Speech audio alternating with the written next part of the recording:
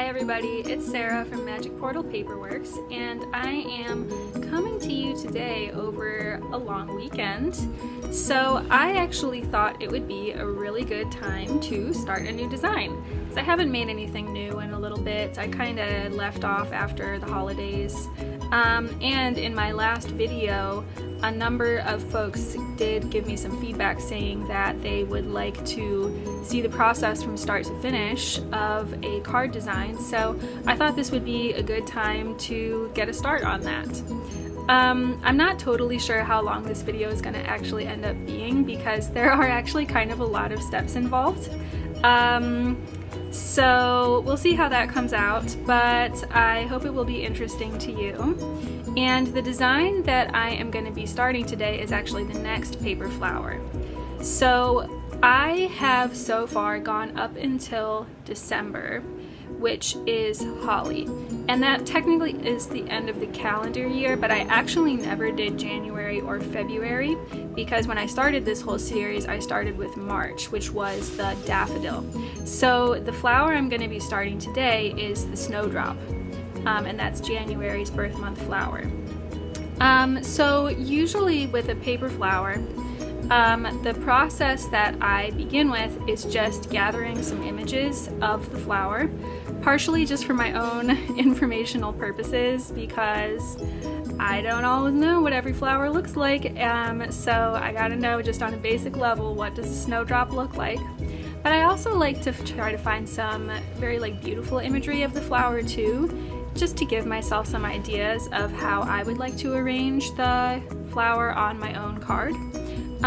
So I actually have a Pinterest board going at the moment, and I'm just going to start by showing you that so you can see what kinds of images I've been looking at for inspiration. Here's my Pinterest account, and I have lots of boards going at the moment, but the one that I'm using for the Snowdrop, this is what I have so far. And you can see that the flower has this kind of lovely downturned, almost like a little bells for the petals that I think is really beautiful. And this also helps me to understand the shape of the leaves too. And I think that this image in the top left in particular is very lovely, and I see myself maybe doing something with that. So now that I'm ready to start sketching, I'm going to come on over to my work table, and this is where I have all my supplies. And when I start sketching, I actually like to just outline a card on the page directly, because it makes it a lot easier later to know what the dimensions of the drawing are supposed to be. Because if this is going to be the size of the design eventually anyway, then having everything already be the right size makes it a lot easier in the long run. Now, the way my flower cards usually go is that I have a Roman numeral at the top for the month. So this is January, so I'm going to put a 1. And then I usually have some type of scripty writing at the bottom also for the name of the flower. So I just put that in. Those won't be the actual design elements in the card. There's going to be something tidier when I go to do it in the Cricut design space, but just to give a placeholder. And I think that I want the orientation to be something kind of like this shape. So I think I'm going to kind of work off of that to try to fill in leaves and flowers in a way that looks attractive.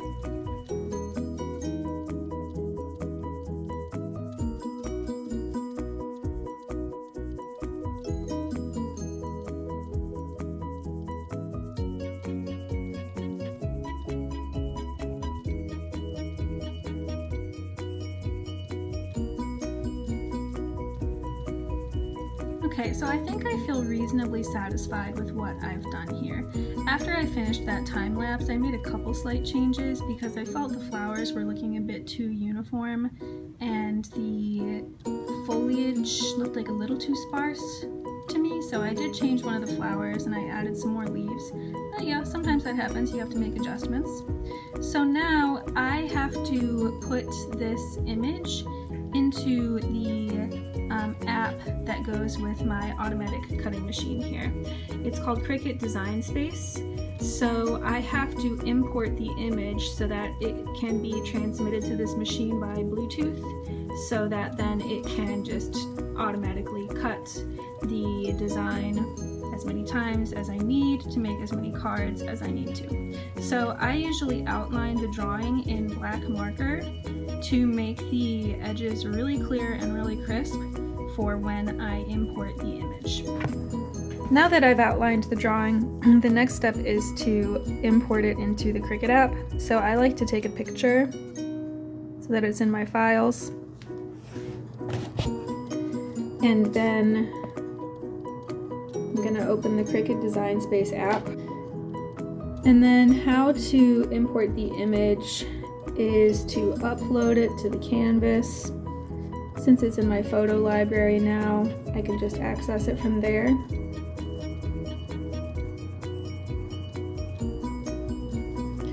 And I'm going to have to crop to different parts of it because eventually these different pieces will be different colors.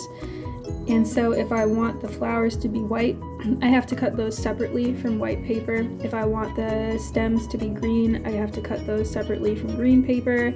And then whatever color I end up deciding the bow will be, would also have to be cut from a separate color. So I need to import those things separately to the app. So let's just start with, how about let's do the flowers. So I'm gonna clean up the image now. I'm gonna remove some parts.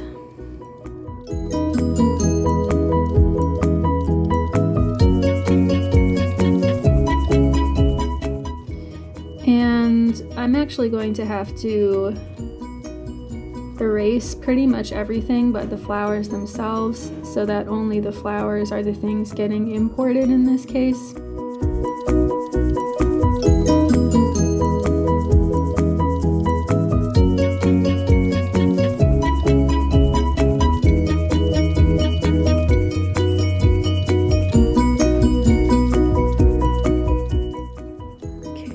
Check here. Sometimes you can see when you test the image that there are little spots left that are still not fully erased, and those have to go too, otherwise the machine is going to think it needs to cut that teeny tiny little dot, which it doesn't, and it would just slow down the process. Okay, I think that I have gotten rid of all the extra little bits, so now I have to smooth out the images themselves. Because if you notice, there are little bumps still on the drawing if the pen wasn't totally smooth. So I need to clean those up too to try to make the cut as smooth as possible.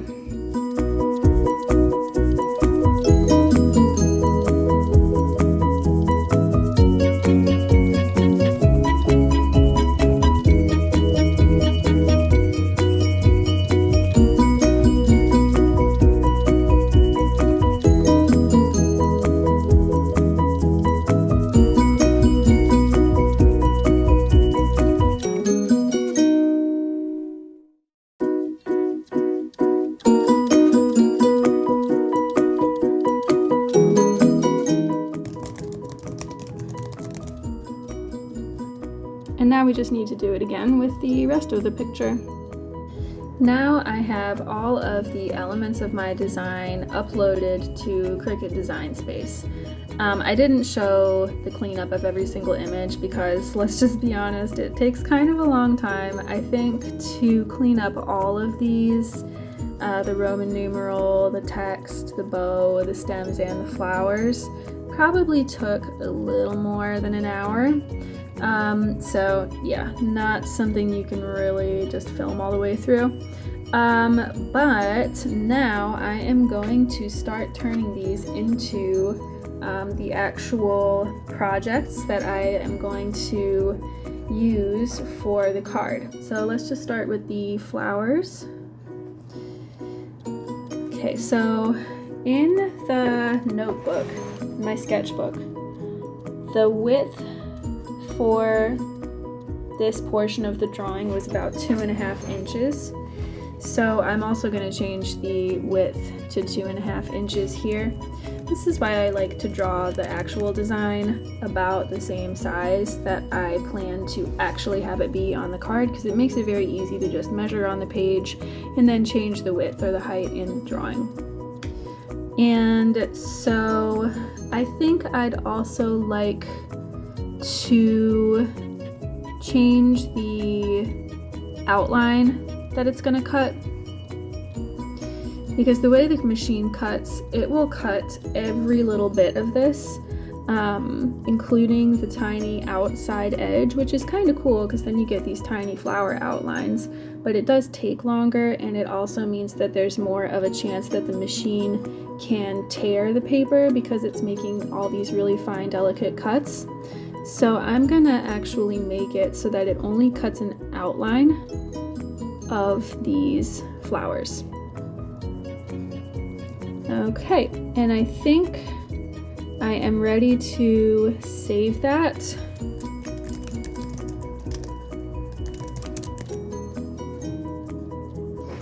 And then I am going to hook up my Cricut so I can test this just to make sure that it actually looks the way it should.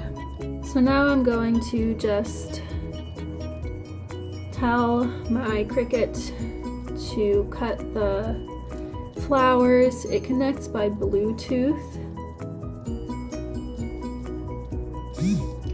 And then I just have to select what materials I'm using right now. I'm just using basically laser copy paper.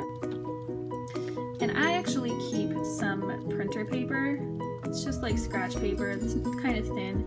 Stuff I wouldn't really use for a project, specifically for this purpose of testing my cuts first to make sure they're the right size. Okay, so I have now satisfactorily made the saved measurements for all the elements that I'm going to cut for the stems and the flowers and all that. So soon it's going to be time to start prepping the actual materials that I'm going to use to make the cards. But before we do that, we got to do some fun stuff. At least I think that art is fun, where we have to pick the actual colors we plan to use. So I have kind of a mental picture in my head, but I like to sometimes play around with colors that I have just to see if there's something that really strikes me or works better or is different from something I've already done before, because sometimes I use the same colors a lot. So I think it's pretty clear already that the stem has to be green. Probably this color green. I have some darker ones, but I think that for the Snowdrop, a more vibrant, lighter green is better. And then of course we know that the flower itself is going to be white. So here is some white that we can put with that just to see how that looks. Now here's the thing that I'm actually kind of struggling with a little bit though, is the color for the background. I've been thinking blue in my head this whole time, like a royal blue, but here's the thing, I've already used this exact same color for like 2 or 3 other cards, and I feel like the series is going to start to look really repetitive if I continue to do that. So I don't know, I might see if I can figure out a different color that isn't blue, but we'll see. If I really feel strongly about the blue and nothing else works, then I guess we're doing blue.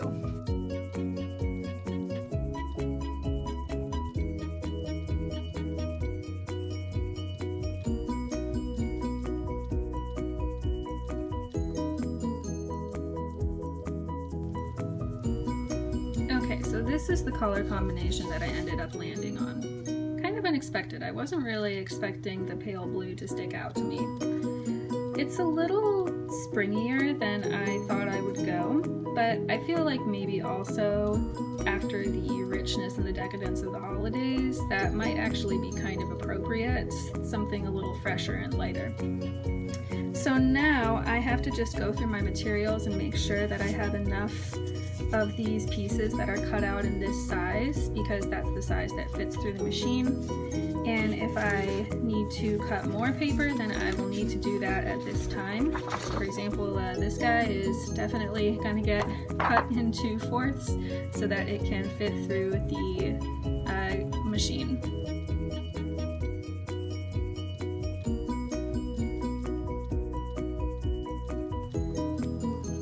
And now I have to put my logo onto the backs of the cards I'm going to use. I usually make batches of 4 when I make a first round of a design, so I am going to need to put my logo onto the backs of these 4 cards using the Cricut Design Space app again, which is where I have my logo uploaded.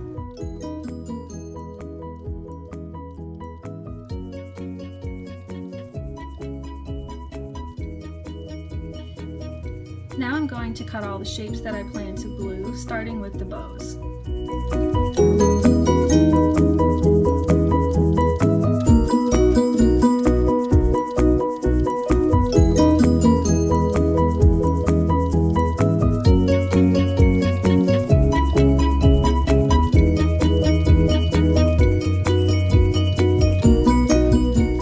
Okay, everything is now cut out and ready to go. It's looking pretty good, if I may say so. I actually am really liking the light blue a lot more than I thought I would, and I wasn't sure the stars would still work, but I feel like they do. So now the only thing left is to glue. So I use this glue. I haven't tried too many others, to be honest, but I just really like how this one works. It's pH neutral, PVA, and it says it on the label, it's great for paper projects. And then I also use a glue stick sometimes in the middle of the card, because I found very early on that if I applied this glue to the entire front of the card, it made it pretty wet, and then it made it more likely that there would be like a bow in the card, or like a curve when it dried. And I did not like that, so I found that actually the glue stick helps with this because it keeps it lighter and drier in the middle, and it helps it to dry better and straighter. So then to apply the liquid glue though, I use paintbrushes. I tried at first with dots early on, but again I found that it just didn't look very tidy because you could actually see the dots coming through the paper, which doesn't have a very professional finish. So now I apply with paintbrushes.